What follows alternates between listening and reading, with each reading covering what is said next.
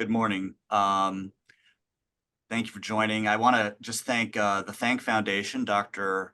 Erkin, Erica, Justin, for the invitation to present this morning, and a special thanks to Dr. Eyal Robenshtok joining us from Israel, who I'm looking forward to discussing this topic with and this paper with. So appreciate you all joining us. Today I'm going to be talking about active surveillance for thyroid cancer, and I'd like to ask the question, do all thyroid cancers need to be treated? By way of a little foreshadowing, this is the paper we're going to discuss today. And this is a description of how thyroid cancers behave when we don't immediately operate on them. This is a paper that I really need to give credit to my collaborator and mentor, Dr. Michael Tuttle, the chief of the endocrinology service at MSK, Memorial Sloan Kettering, who I have to say has really taught me everything I know about this topic. So many thanks to Dr. Tuttle. By way of disclosure, I'm a head and neck surgeon. I practice head and neck surgery and thyroid surgery, and I really enjoy doing thyroid surgery. As many experienced surgeons will tell you, they enjoy doing surgery, but they really enjoy doing surgery for the right reasons, for the person who really needs the surgery, and doing the right type of surgery.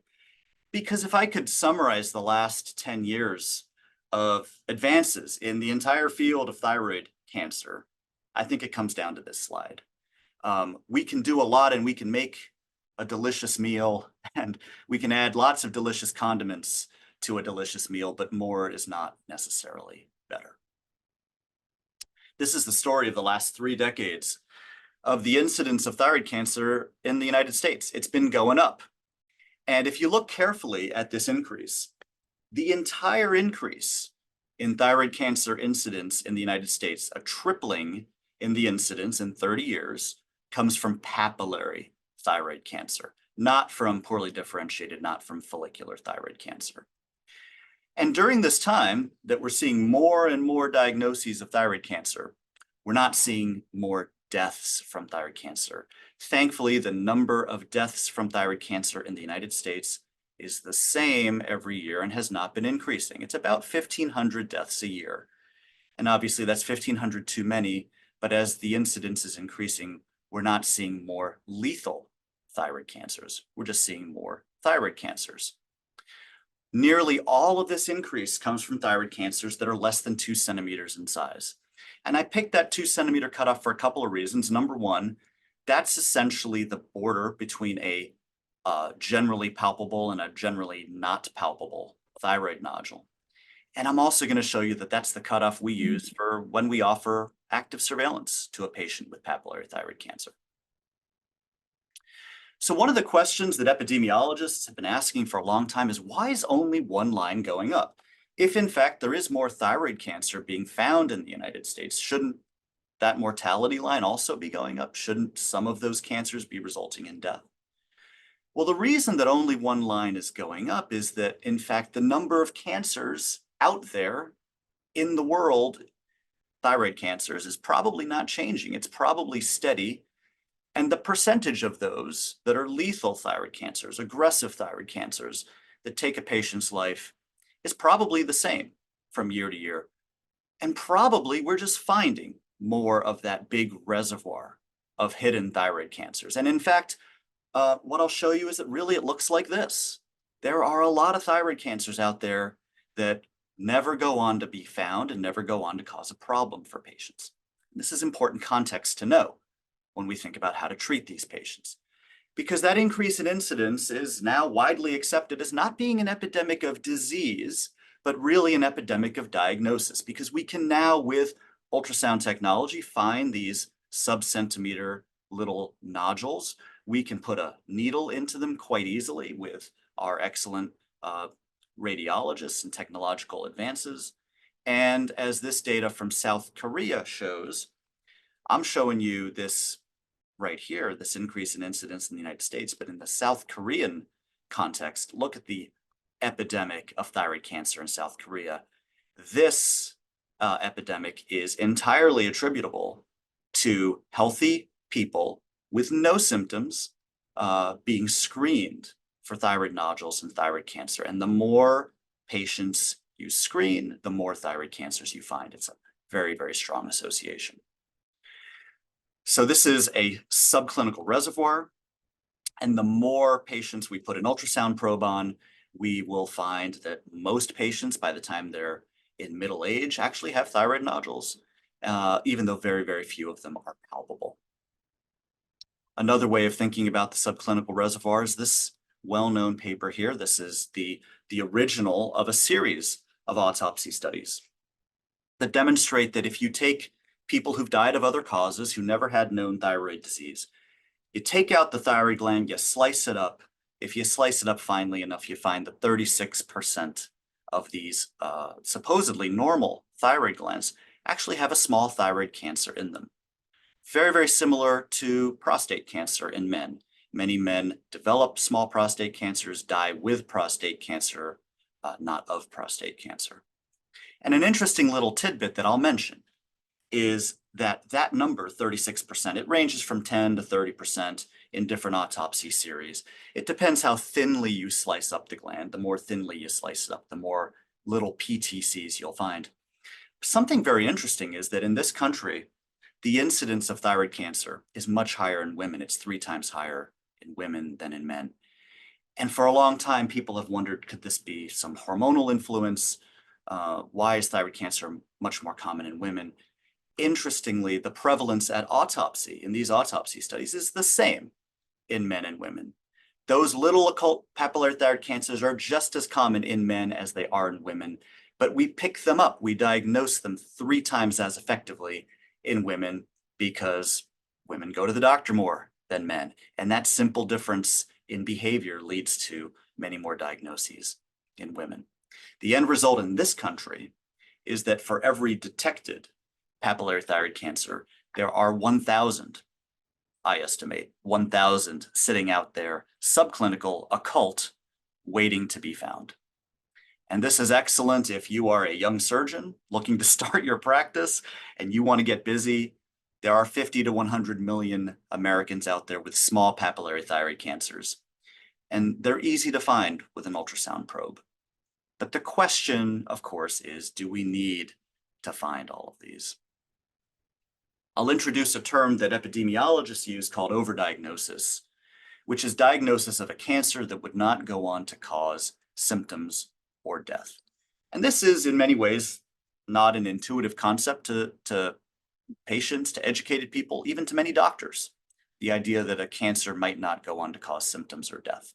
And to explain this, I have to show you the animal kingdom, or the barnyard of cancers, because cancers start down here. They start as an abnormal cell, and over time, they can grow, and eventually they can go on to cause symptoms if they get big enough, and they can go on to cause death if they become extensive enough. And these cancers here, imagine this barnyard, and I want to keep these animals from spreading, so I'm going to build a fence around the animals in my barnyard. Well, I can build whatever fence I want to build. The birds, the fast-growing aggressive cancers, they're going to fly right over that fence. They're not going to be fenced in. And so this is anaplastic thyroid cancer right here. We can do whatever we want. We are not as successful, and thankfully things have changed in the last few years, but still for many patients, we are not successful at changing the trajectory of anaplastic thyroid cancer. We have these slower growing rabbits. They hop around, and we actually can fence some of them in. So if left to their own devices, these cancers would grow, they would cause symptoms, they could eventually cause a patient's death. And we want to intercept these cancers. And these are the aggressive papillary cancers, high-grade differentiated thyroid cancer, poorly differentiated thyroid cancers. We want to treat those. But what about these cancers here, the turtles and the snails? Do we need to build a fence to keep the turtles from going anywhere? Or the snail? Well, they're not really going anywhere. And by the time the patient dies of other causes over here, these cancers have not even gotten to the extent where they cause symptoms, and certainly not where they cause death. And so these are cancers that we refer to as overdiagnosed because they didn't need to be diagnosed. They never needed to be found. They were never destined to cause harm. And treating these cancers is harmful, potentially, it's certainly not helpful. The fascinating thing about thyroid cancer as a field and thyroid cancer biology is that we see all of these animals in thyroid cancer, right? I've described going along the entire spectrum from anaplastic, poorly differentiated, high grade to classical papillary thyroid cancers, many of which are snails. Now, thyroid surgery is, of course, a low-risk operation. It's a safe operation, and when patients need it, it's the right operation. But if we operate on enough patients with thyroid cancer, here's data from the South Korean experience where the incidence of thyroid cancer exploded in a very short period of time. These are good surgeons, these are experienced surgeons, and even in the best of hands, look at these rates of recurrent laryngeal nerve injury and permanent hypoparathyroidism. And of course, I should mention that almost all of these patients, if they had a total thyroidectomy, and some who had a thyroid lobectomy, have permanent hypothyroidism, right?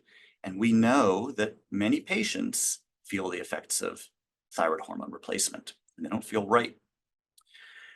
For many years, long before we have been doing things in the United States, long before we did things at our center, really the idea of active surveillance or close vigilant observation of small papillary cancers originated in Japan. Akira Miyauchi and his colleague, Dr. Ito in Kobe, Dr. Sugatani in Tokyo are truly the innovators in this space. And what they have shown, here's one paper by Dr. Ito and Miyauchi, showing that in 1,200 patients followed at 10 years, only 8% of papillary microcarcinomas showed any evidence of tumor enlargement. And we'll talk about different definitions of tumor enlargement. But here is quite convincing data from 10 years ago that the vast majority of small papillary cancers don't grow under close observation. This strong data, largely from Japan and some from Korea, led the American Thyroid Association in 2014 and ultimately published in 2015 to actually already include active surveillance as an alternative to immediate surgery for low-risk papillary cancers. And to go through the ATA guidelines in detail, what they actually say is that patients with very low-risk tumors, there's no size cutoff in the ATA guidelines, but they say, for example, papillary microcarcinomas without clinically evident metastases or local invasion, no evidence of aggressive disease. These are patients for whom active surveillance is a reasonable alternative within the standard of care, a reasonable alternative to immediate surgery. So that's group one, or you could consider patients at high surgical risk, patients with a short lifespan, or patients with other medical or surgical issues that need to be addressed first. So for 10 years, we've had inclusion in the ATA guidelines of active surveillance for very low risk papillary thyroid cancers. Around 2012, 2013, when I started on staff here at MSK as an attending, we began to roll out active surveillance. And this is our protocol here.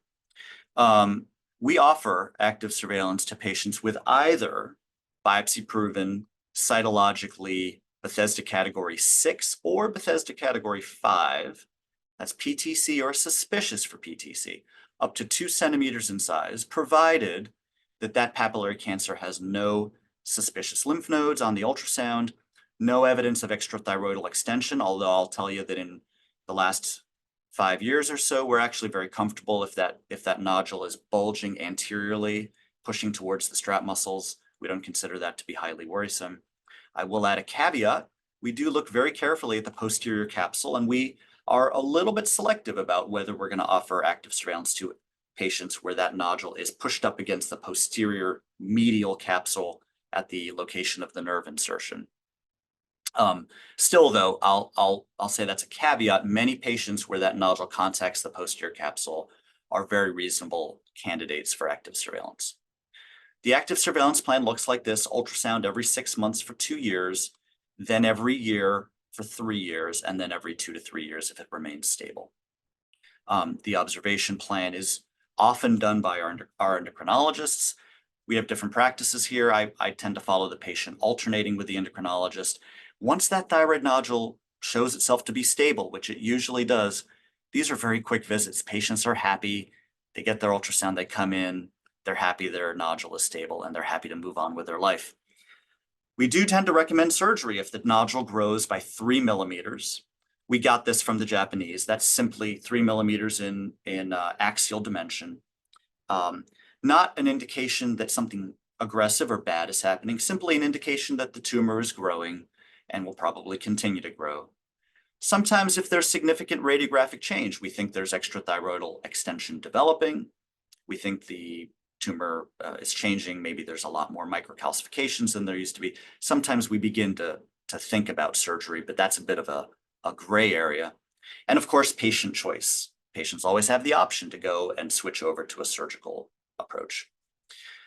So this is our current protocol at MSK. This has been the case for about 10 years. And I'll mention that nobody in leadership ever came and told me or any other attending surgeon here, this is what we're doing, you're required to do this. This is something that organically developed. Every surgeon, we have 12 head and neck surgeons, every one of us believes in the data. We all offer it as an option to our patients with small PTCs. We don't just offer surgery. And before we get to the paper we're discussing today, I'll show you just in broad brush. This is the big context. As of 2023, 560 patients on active surveillance. And roughly speaking, ballpark number, 80% of these nodules are stable or even maybe get a bit smaller during active surveillance. Okay, so I'm going to move on to this paper that we're discussing today. Again, this was published in Thyroid 2022. You can scan this QR code to pull it up. And a shout out again to Dr. Tuttle, who's led this effort at MSK. These are two key figures in the paper, and I actually took the liberty of updating them both. So these are including a few extra patients compared to what's in the paper. But this is the rate of growth. This is the cumulative incidence of 3 millimeter growth over 10 years, starting off with 560 patients. And roughly speaking, as a very rough rule of thumb, what I tell patients is that there's about a 2% incidence of growth every year if you use this definition of growth, and then things maybe start to plateau or taper off a little bit after 5 years.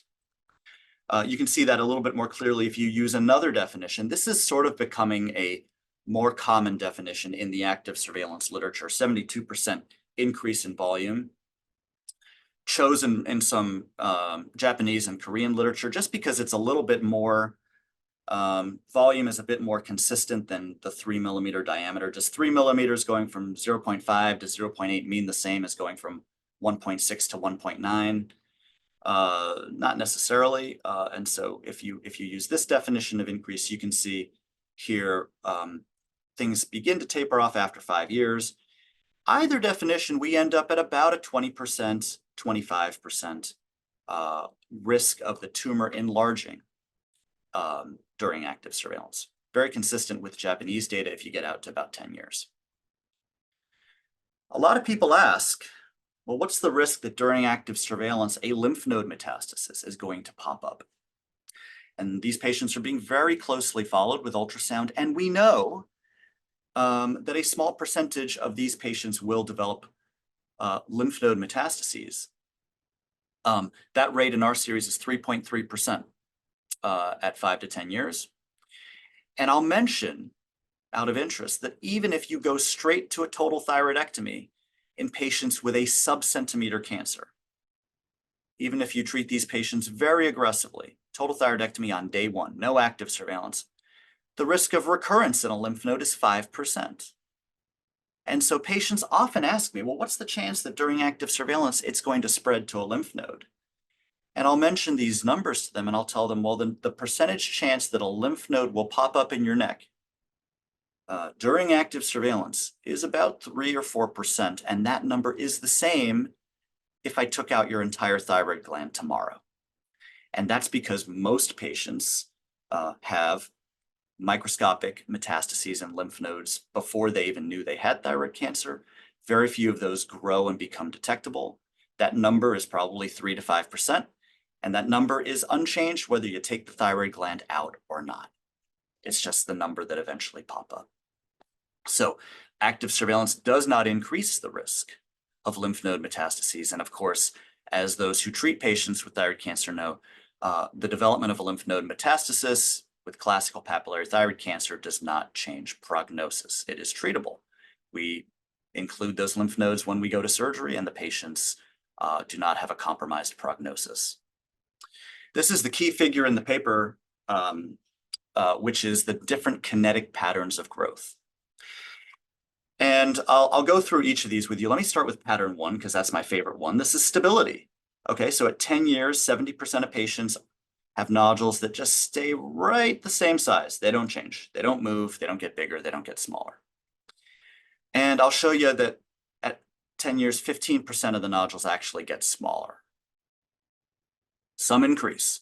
So this is perhaps the most common form of increase, is that from day 1, there's slow but steady increase, and within 2 years, it's clear the nodule is growing and it's going to continue to grow.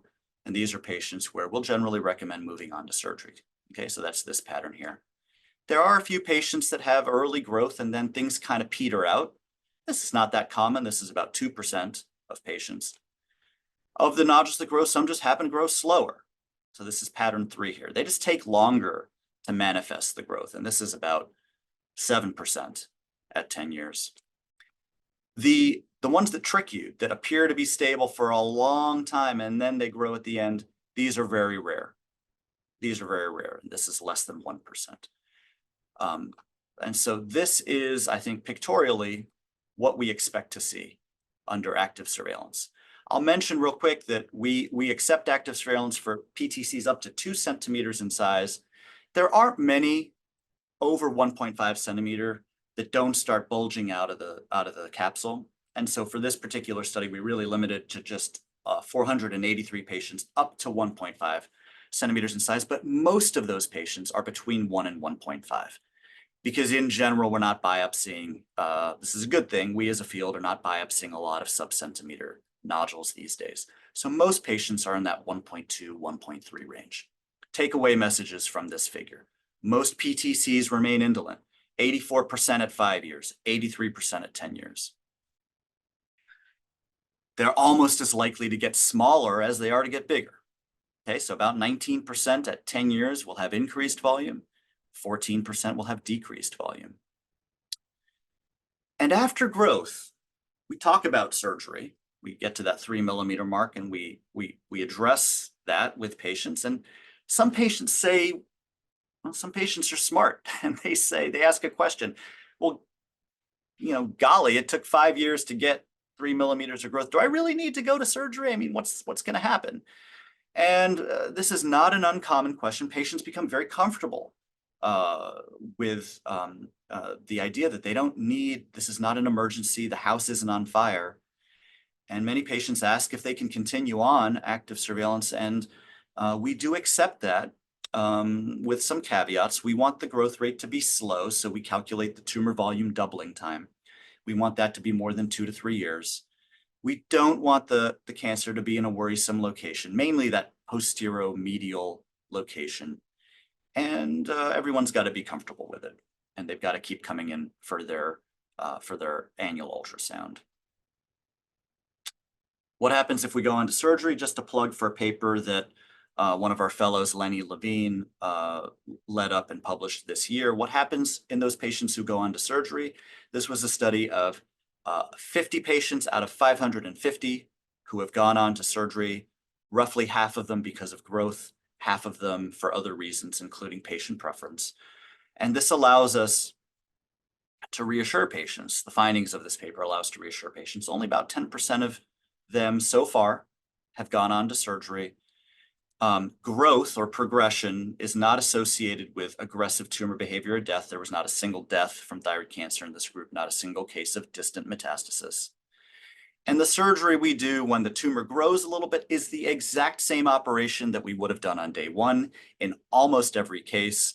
We don't do a more extensive operation. We don't generally lose our chance to do a thyroid lobectomy, and only 1 patient out of 50 had any indication for radioactive iodine, 2.5%. In a commentary associated with this article by Alan Ho at Cedars-Sinai, Louise Davies at Dartmouth, and Michael Ye at UCLA, they wrote, that this work, layered upon the foundational work by Miyauchi in Japan, allows treating physicians to tell patients that low-risk papillary thyroid cancers are just that, low risk. They grow in slow motion, if at all, leaving plenty of opportunity for surgery with no discernible downside. While under surveillance, people keep their thyroid glands. They continue to generate value as a vital organ, working for patients by secreting thyroid hormone and averting the need to take medication. So that's a win.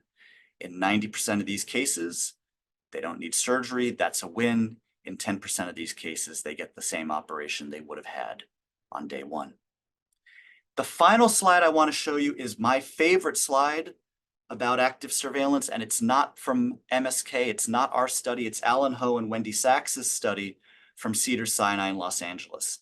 They also have a large active surveillance program in LA. And what they show here is that among patients who immediately went to surgery, their anxiety scores are higher, and their anxiety remains high even though they went right to surgery. And the patients who are under active surveillance over time, their anxiety is lower and it decreases. I love this slide because we all see patients who are so anxious at having received a cancer diagnosis. And we sometimes wonder, should I take this patient right to surgery because she or he is so anxious? And the fact of the matter is that they're anxious because they don't necessarily understand how excellent their prognosis is, how indolent the tumor is, and how many options they have. And treating them right away with surgery does not fix their anxiety. I'll tell you what does fix their anxiety, or at least very much help their anxiety. It's having a great conversation with a surgeon. And when a patient walks out of the office, having come in worried about their diagnosis and walking out saying, I feel so much better that I don't need surgery right away. And after talking to you, I feel like I've done a great thing for that patient and I didn't even operate on them. I just talked to them for 5 or 10 minutes about their diagnosis and how I was going to continue to look after them, but they didn't need surgery right now. They feel better, they sleep better, and I feel good about myself, even though I didn't operate on them. So my final message to the surgeons and the endocrinologists in the audience is this. We understand that whole spectrum of thyroid cancer. We see anaplastic, we see medullary, we see poorly diff, we see papillary.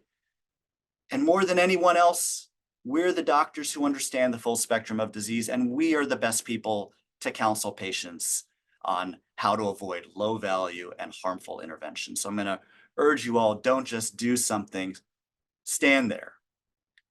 Thank you to my team. These are the folks who I work with who have taught me so much. This is our head and neck surgery team, our endocrinology team, medical oncology, radiation oncology at Memorial Sloan Kettering. This is our thyroid cancer team, and I appreciate all of them, and I appreciate you all for taking the time to listen. Appreciate it. Thanks. Thank you, Dr. Morris, for a very interesting presentation. I'm going to hand the mic over to Dr. Robenshtok for a little bit of discussion. We'll come back at the end for a little bit of Q&A. So Luc and I are going to discuss the same topic, but from slightly different angles. And I hope we'll have some time to discuss different approaches to active surveillance, size, and other questions that we have. So first, the topic is saving thyroids. We want to save thyroids to preserve quality of life for patients, to avoid unnecessary surgery, unnecessary complications. We've all seen these graphs 100 times before. A more interesting graph is what happened in South Korea. They had an increase in diagnosis of thyroid cancer, and then there was the famous publication in the New England Journal of Medicine about the epidemic, in parentheses, of thyroid cancer in South Korea. There was a physician coalition from South Korea calling to stop screening for thyroid cancer, and within 1 year, the incidence of thyroid cancer in South Korea decreased by 30%. Just shows us how the way we treat patients, the way we diagnose, has a huge impact on the diagnosis of thyroid cancer and the treatment of small thyroid cancer. So if we think about occult thyroid cancer in the population, about 5 to 10% in the general population, the question is, first, is it better to know or not to know about these nodules. Then, if we see the nodule, the patient has an ultrasound, is it better to have an FNA or just follow it if it's small and no worrisome features? And the next question, if we know it's cancer, is it better to do a lobectomy or active surveillance? So the first question, whether it's good to know or better to know or not to know about thyroid cancer, we got an answer from the US Preventive Task Force, and they looked at screening for thyroid cancer. Is it a good thing or a bad thing? Do we get more benefit or more harm from this approach? And the recommendation was against screening because the benefits, the harms outweigh the benefit of screening for thyroid cancer. So generally, we don't recommend screening, and we think it's better not to know about these small sub-centimeter or sub-1.5 centimeter thyroid cancers, because we know most of them will do fine, and if we diagnose these patients later, they'll also do fine. Now, what happened in our clinical practice? The patient comes in already with an ultrasound. So we have this reservoir, and outside of these hundreds of thousands of people in the United States, one of them did an ultrasound, and we get this image. And we see a small, very suspicious nodule in the thyroid. We look at it, we know it's thyroid cancer. So the next question is whether we should biopsy it or not. And I would like to suggest that this is the point before the FNA that we already need to make the decision, what's the approach we're gonna go. Are we going to recommend lobectomy because, let's say, the patient wants it out, or there's no option for follow-up or any other reason? But if we see this lesion and we think it's going to be fine and we're not going to recommend surgery, this is the time that we can say it's TRADS 5 or it's highly suspicious, let's follow it. Because if we look at all the guidelines, the ATA, the European guidelines, the ACR guidelines, Korean, Japanese, everyone, they tell us not to do an FNA of nodules smaller than 1 centimeter, even if they're suspicious. So this problem is supposed not to exist.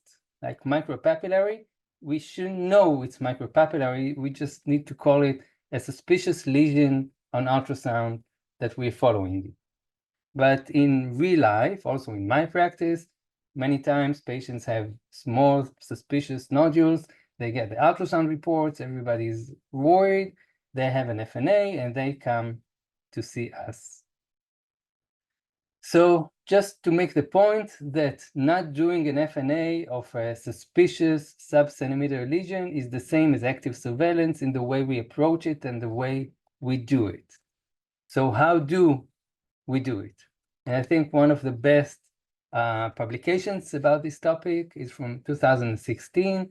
J.P. Brito from Mayo Clinic, Mike Tuttle, is famous today and always, and the team from Japan, Ito and Miyuchi. And they said, when you think about active surveillance, you think about 3 things. 1, about the nodule, 2, the patient, and 3, about yourself, the medical team, because we have a very large part in the decision whether to go to surgery or active surveillance. And for each of these, you have ideal candidates, appropriate candidates, and inappropriate candidates for active surveillance. For example, we won't delve too much about it, but just to the main points. If we look at the nodule, this is an ideal nodule. The image that we see here, it's well-defined, it's surrounded by normal tissue, no suspicion for extrathyroidal extension, anything like that. Appropriate if the nodule is subcapsular or near the trachea, no signs of invasion, it's still appropriate for follow-up. And inappropriate if we see clear invasion, it's near the nerve, it's a problematic location. What about the patients? Ideal patient is our older patients, let's say over the age of 60, and they are they want active surveillance. They don't have surgery. They accept this approach. They're going to come for follow-up. These would be ideal. Appropriate younger patients, not pediatric, but younger patients, patients who plan pregnancy. And if you don't have, you're not sure they're going to come for regular checkups. And inappropriate if it's pediatric or the patient doesn't want it or wouldn't come for follow-up. And lastly, the team, this is us. It would be ideal if everyone's on board. What Luc presented in Memorial, everyone is on board.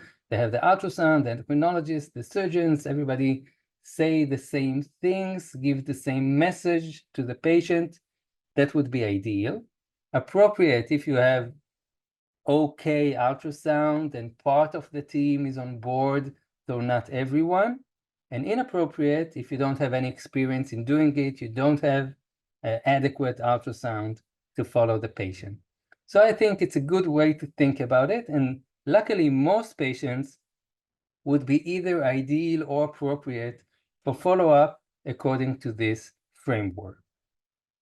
So when we do follow-up, like Luc presented, just recently, last year, Kuma Hospital from Japan published 30 years of experience with active surveillance.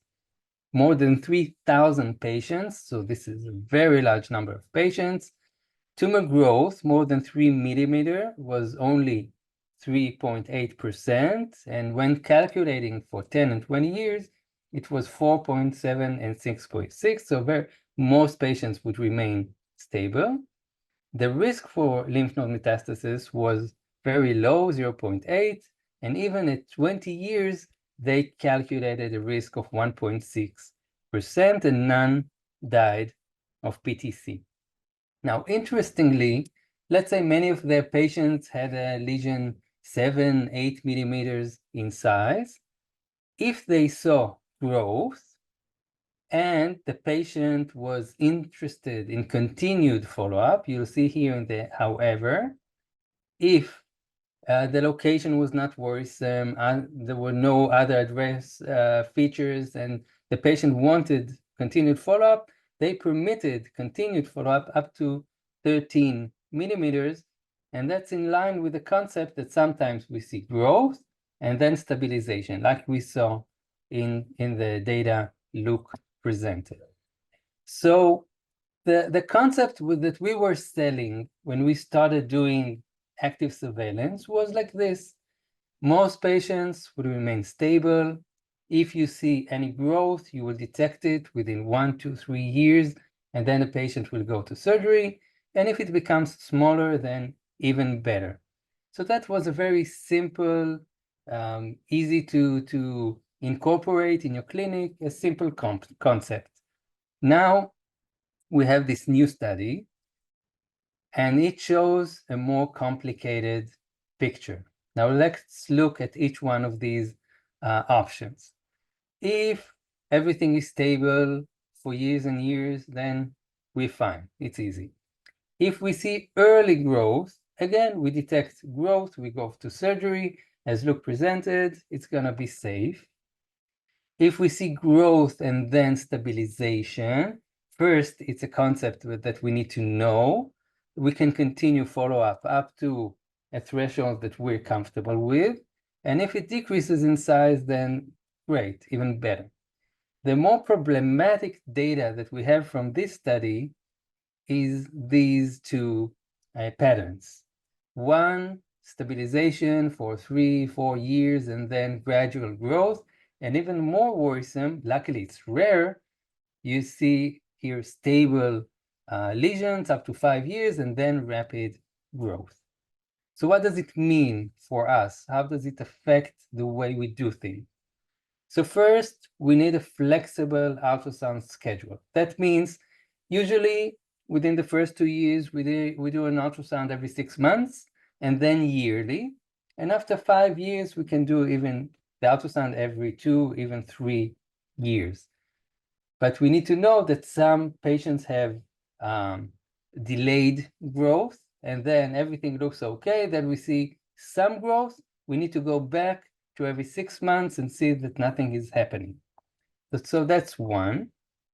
Two, we need to know this concept that some patients have growth and then quiescence, then a stable phase. Because if we think about it, we have an 8 millimeter lesion. It grew sometime in the future to come to existence and then remained stable. So it makes sense that we have some growth period and then stabilization.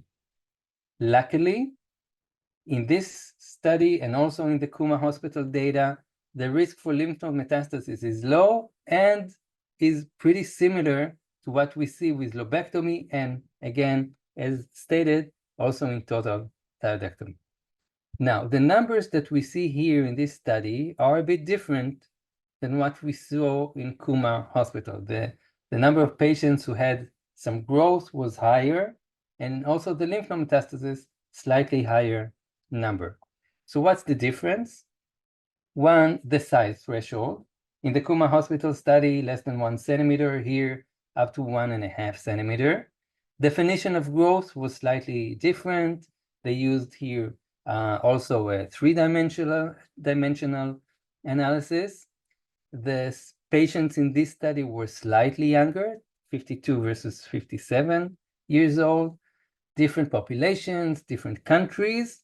And I think one of the things we need to pay attention to is selection bias, because Memorial Sloan Kettering is a referral center, and some patients can go to one doctor, they tell them they need surgery, go to another doctor, tells them they need surgery, and then they go to Memorial. So potentially we can think about some selection bias that the simple ones may stay in the community, and the more like borderline cases can go and see physicians in Memorial. So that's a possible explanation.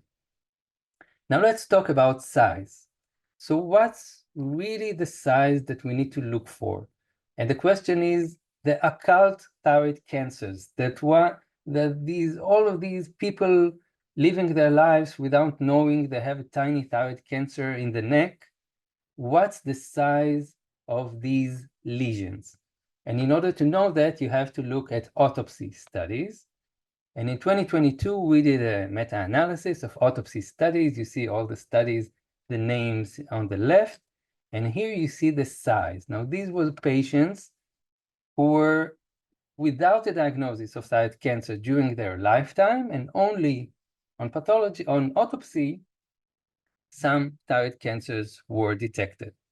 And look, not the smaller than, because it's not a number, but the ones that do give us numbers for occult thyroid cancers, these are generally very small nodules. And generally, most of the occult thyroid cancers are smaller than 1 centimeter. So now Memorial and other centers are pushing the limits to 1.5, even 2 centimeters. But I think that if you are not a center of excellence, it's safe to say that for most centers, active surveillance for lesions smaller than 1 centimeter are the way to go as of today. I think so. Let's hear what Luc thinks later. Now, are patients happy with active surveillance? There are many studies. One of them was just presented, and more studies and even meta-analysis. And all of the studies show that people with active surveillance compared to people who went directly to surgery have a better quality of life, lower anxiety scores. But when you think of it, we don't know what's the chicken, who came first, the chicken or the egg? Because if you have a patient who is very pessimistic and anxious, they'll probably go to surgery. And if you have a patient who's very optimistic and cool and doesn't worry, some of my patients even tell me, doctor, don't worry. They call me not to worry. Don't worry, it'll be okay. Let's just follow it. Then I think the baseline quality of life and anxiety scores of these people would be different before and after active surveillance. So these are a bit, it's a bit tricky to say if it's not a randomized controlled trial. What we can say is patients who select with us active surveillance are going to do fine and are going to have good quality of life. I think this is something that we can say for sure.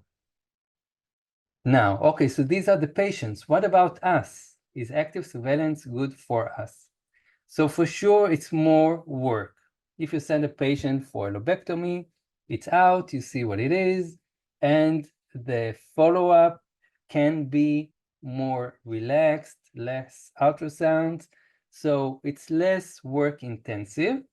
And the big question that I'm sometimes being asked, what about malpractice? I'll tell the patient not to have surgery. They'll come for 2 ultrasounds, disappear, and then, wow, what's going to happen? So this is something we think about. And this is a very nice study from 2024, again, from Cedars-Sinai. They have a lot of representation today. And what they show that to date, 2024, no evidence of successful malpractice litigation on active surveillance, not only thyroid, also prostate and other fields of cancer. So up of today in the United States, there was no successful litigation. So we can say that this approach, which has been around for many years today, for many cancers, mostly prostate and thyroid, it's safe for the patient and also for us. So in conclusion, active surveillance is safe and attractive treatment modality for patients with micro-PTC. With time, we have better understanding, like the study we're discussing today. For most centers, I still think it's suitable for lesions smaller than 1 centimeter, and we need an appropriate nodule, appropriate patient, an appropriate team to make it work over time. What about the future? So what do we need to do better in this field? So first, I think we need better predictive tools. So today we see micro-PTC, and we just watch it. If it grows, we treat it. If it doesn't grow, we don't. But we don't have any tool to tell us this lesion is probably going to grow, and this lesion is probably going to remain stable. And looking only on mutations that we have available today is not good enough to predict growth. Probably we need also to look at the immune system, maybe microenvironment, maybe other parameters, but this is the holy grail. We want to do an FNA and predict the future and not just look and see what happened. So this is 1. And 2, maybe we can have better treatments. So for now, a patient has 1 centimeter lesion within a thyroid lobe, and we take the whole lobe out. Maybe there are many studies today about radiofrequency, laser ablation, but we need more experience and more data about it. But maybe instead of just looking at the tumor and see, let's see what you have, let's see what you can do, maybe we can treat it day 1 without a big surgery and have better outcomes. Maybe we don't know, but I think that's where we're going. Thank you. And Luc, I would love to have a discussion with you about what we just showed.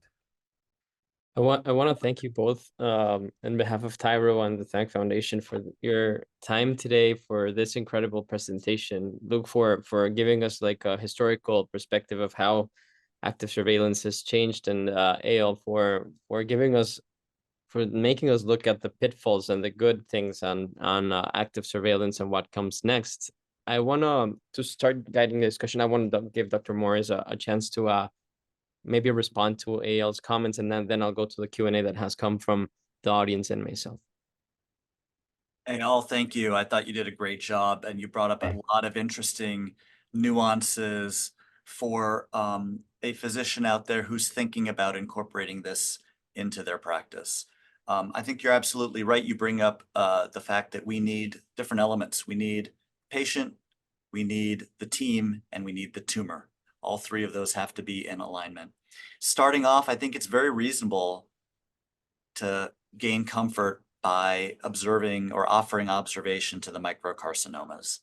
And as you gain confidence, you realize there's nothing different between a 0.8 and a 1.1 and a 1.2. There's no magic line at 1 centimeter where something changes biologically about the tumor, and it becomes just a level of having confidence. Number two, having a multidisciplinary colleague, an endocrinologist and a surgeon who are willing to take on these patients, I think is important.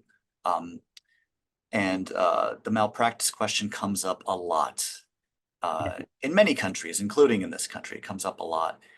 And I would also just point out that if you are operating on a patient with a tumor that is a small, low-risk PTC, please keep in mind that if you don't mention active surveillance, I feel that you're also putting yourself at medical legal risk, particularly if you're a surgeon.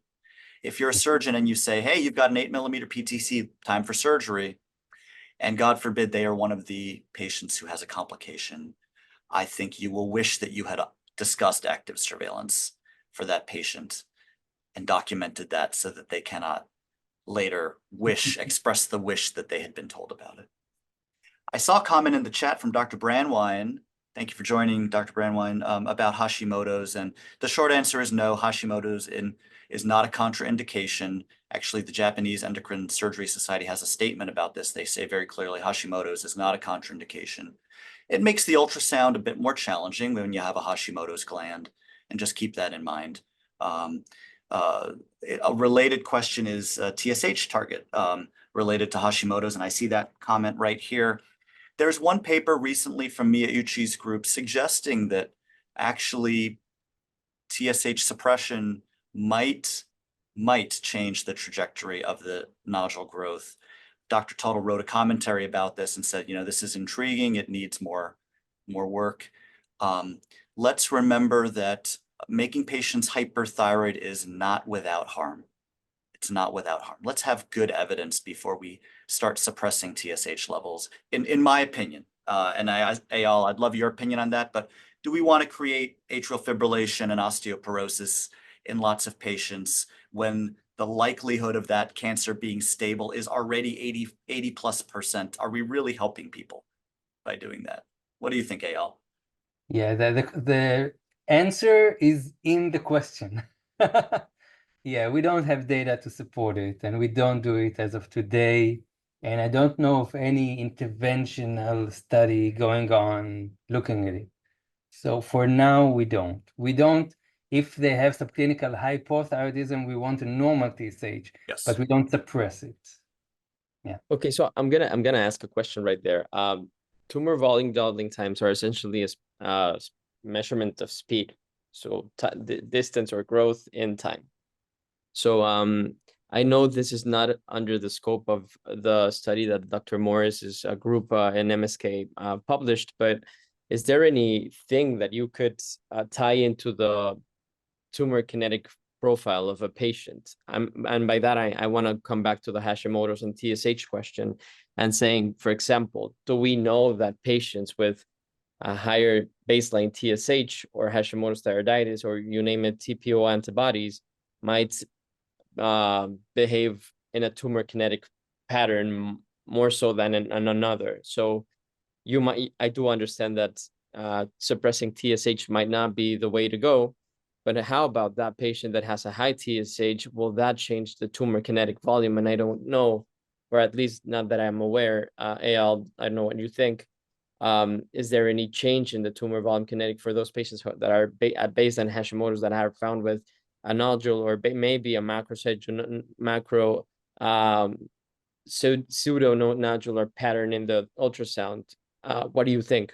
Are there any patient characteristics that we can attribute to how they will grow or will not grow? I think some of the patients who have like disappearing nodules or decreasing nodules, some may be pseudo nodules, because in Hashimoto's, the whole of the thyroid is irregular. Sometimes you have some white lines that you see on the ultrasound, like fibrosis, and you think there's a nodule there. And sometimes you do an FNA, you can get Bethesda even 5 because abnormal cells, and sometimes eventually you see it's not a nodule. But I think the challenge in Hashimoto's is mostly measurement. I don't think biologically we worried about these patients because in other studies, patients with Hashimoto's thyroiditis tend to have a better, slightly better outcome. There was a study about it a couple of years ago in patients who had the surgery. So I don't think they have more aggressive disease, but I think it's harder to, the lesion is hypoechoic, the background is hypoechoic, it's harder to say what's the size and if there's any change in volume. When I have a patient on active surveillance, I don't see the tumor anymore. Maybe it's gone, maybe it's all Hashimoto's in the background. I can't see it. It's all hypoechoic, and that's the challenge, I think. Dr. Morris, did you find any patient characteristics that you could identify or correlate to how patients do? Short answer is no. So we don't see a strong association with any of those features. Eyal made a great point about biomarkers. There's a lot of activity in prostate cancer to find biomarkers for which are the ones that are going to act aggressively. I would argue that for the small PTCs, the best biomarker is what it does in the first 6 to 12 months. You're just gathering information. I often describe this to a nervous patient. I say, listen, I'm going to keep seeing you. I'm still your doctor. I'm ready to do surgery. I love doing thyroid surgery, but let's collect some more data for 6 to 12 months and see if this nodule is really going to change at all. And we'll usually know within a year if the nodule is growing or not. And if it changes very, a millimeter or 2 or 3 in that time, we already have a sense of what the future's going to hold. So tumor volume doubling time is actually a very powerful marker. It is almost always intrinsic and doesn't change. As soon as you establish the tumor volume doubling time, it's pretty much going to stay the same. If it's stable, it's going to stay stable. And if it's growing slowly, it usually keeps growing slowly. Awesome. So as we are about to hit the 9 o'clock hour, I want to thank you both profoundly for carving out some time today to being here with us. I want to thank the audience for being here when giving us great questions. And I want to invite you all to come back next Friday for a presentation by Dr. Alan Ho on predictive impact on metastatic lymph node burden on distant metastases across papillary thyroid cancer variants. And I want to wish you all a happy and healthy weekend.